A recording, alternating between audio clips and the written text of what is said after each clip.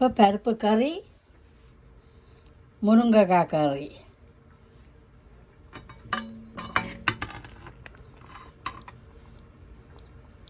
Ready.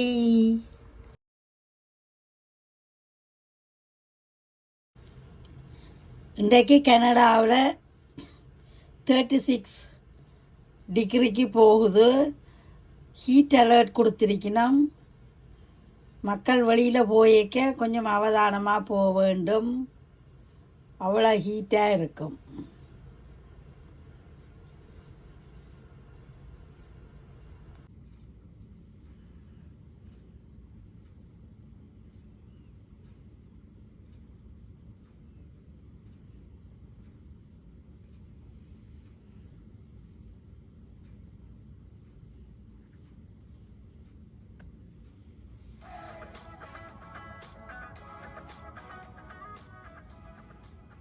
We are jumping into a new season and our atmosphere is jumping into a new pattern. What does El Nino have in store for our summer forecast?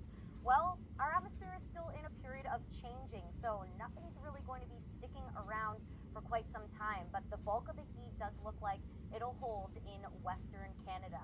However, relief will come with series of precipitation disturbances, and especially from the south, that will interrupt that heat, providing a little bit of relief, especially to southern and eastern British Columbia.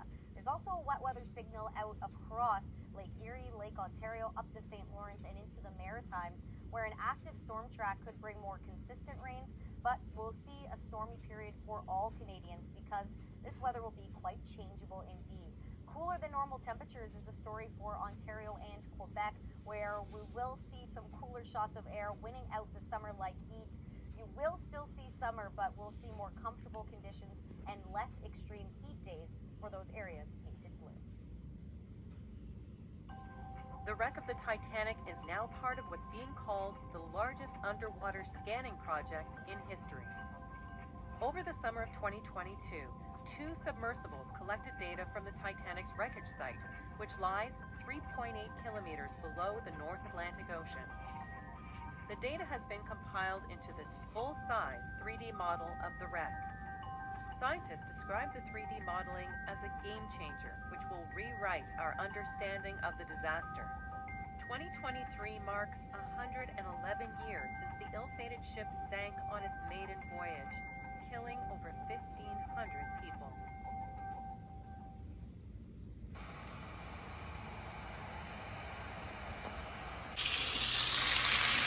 இப்போ எங்கள் வீட்டு முருங்கைக்காய் கறி.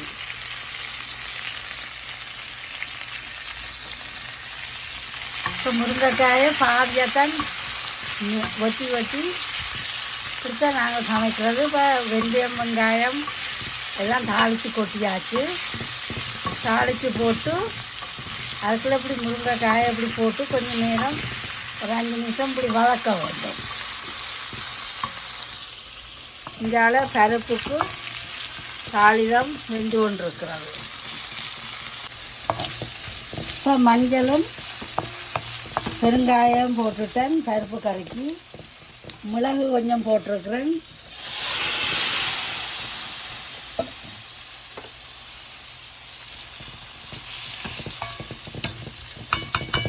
தண்ணி விட வேண்டும்.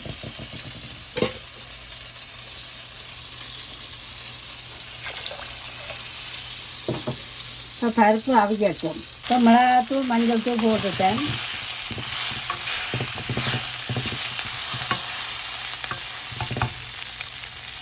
இப்போ தண்ணி ஊற்றி போடுறேன்.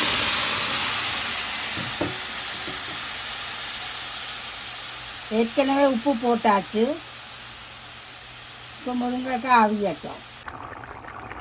இப்போ எங்கள் வீட்டு முருங்கைக்காய் கறி ரெடி. பாருங்க, எண்ணெய் பிறந்து வந்திருக்கு. நான் இஞ்சி பேஸ்ட் ஒன்றும் போடையில், பூண்டு மட்டும்தான் போட்டேன். நான் இந்த முருங்கைக்காய்க்கு இறால் போட்டு வைக்கலாம், கத்திரிக்காய் போட்டு வைக்கலாம், பல விதமாக உருளைக்கிழங்கு போட்டு வைக்கலாம், பல விதமாக இந்த முருங்கைக்காய் கறி வைக்கலாம். இப்போ நான் தனியாக முருங்கைக்காய் மட்டும் வெட்டி வச்சுக்கிறேன். இப்போ ரொட்டி சுட்டு வச்சுருக்கிறேன். இந்த ரொட்டியோடு இந்த முருங்கைக்காய் கறி சாப்பிட நல்லா இருக்கும். இப்போ பருப்பு கறியும் ரெடி. எண்ணெய் பிறந்து வந்திருக்கு முருங்கைக்காய் கறி. இப்போ பருப்பு கறி, முருங்கைக்காய் கறி.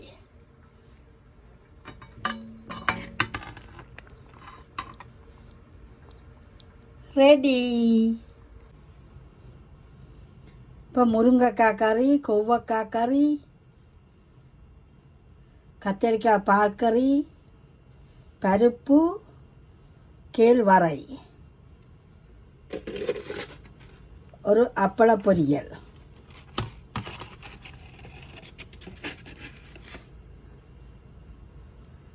இன்றைய சமையல் ready. That's collapsed as a result of these fires, with an update following in a thread for the fires both in Tantallon and Shelburne County. RCMP saying it's very important to stay away from the fire zones, from the evacuation zones. They haven't seen any suspicious activity to report, so that is good news. But if you do have a drone or own a boat, the drones can impact the helicopters overhead. You want to keep those down so they can do their job to extinguish the fire. And if you're on a boat on a waterway that's near the fire zone, that can impede the water bombers from coming down and filling up. So they're asking residents to stay away.